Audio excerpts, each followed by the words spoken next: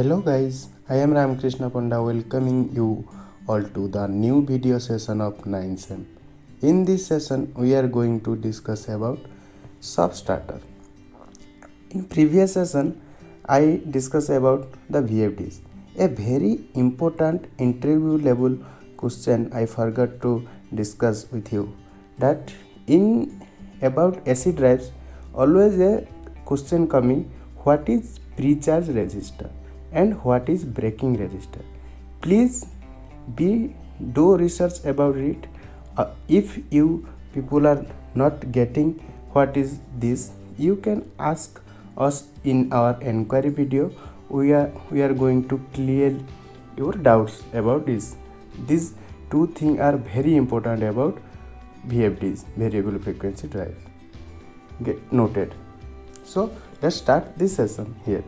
Since electric motors often require large amount of electricity during their accelerating to the nominal speed, a substarter can be used to limit the source of current known as inrush current and torque of the electric motor, resulting in a safer and smoother and gradual start.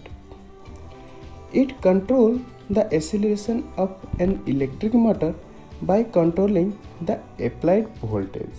Substarters will protect your electric motor from possible damage and the same time extend the lifespan of your electric motor and the whole system by declining the heating caused by frequent start and stop, reducing the mechanical stress on the motor, its shaft, and reducing the electrodynamic stresses on the power cables.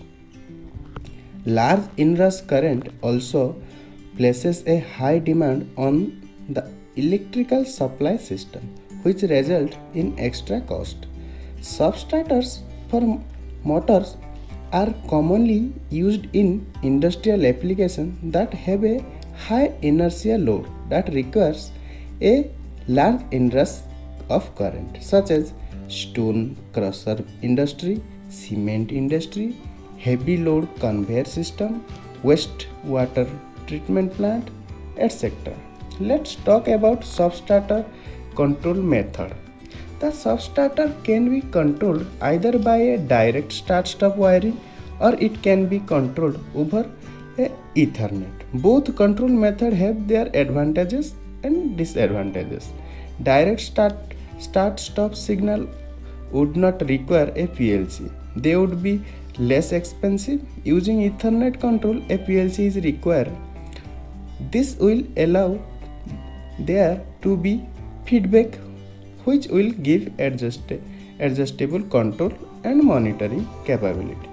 Now let's talk about internal working of the substarter.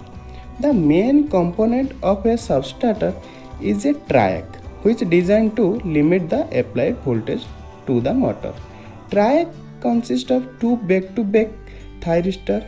When an internal pulse is applied to its gate, it allows current to flow, which sends current out to our motor. The pulses are sent based on ramp time, so the current will be slowly applied to the motor.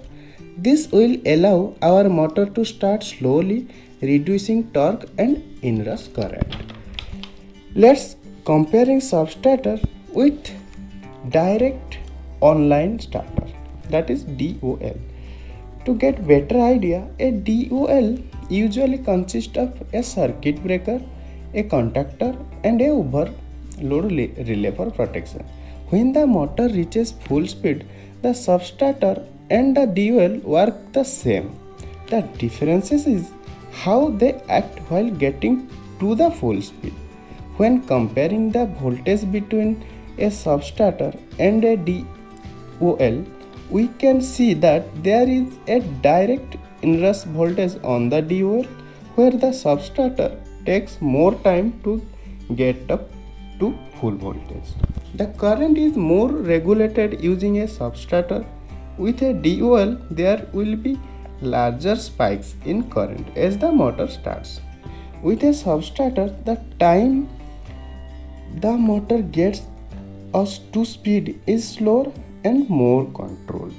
The torque applied to the motor as speed increases is greater when using DOI, opposed to a gradual torque increase using substarter. Hope you understand this session. For any doubt, you can contact us in our inquiry details. Thank you for this session.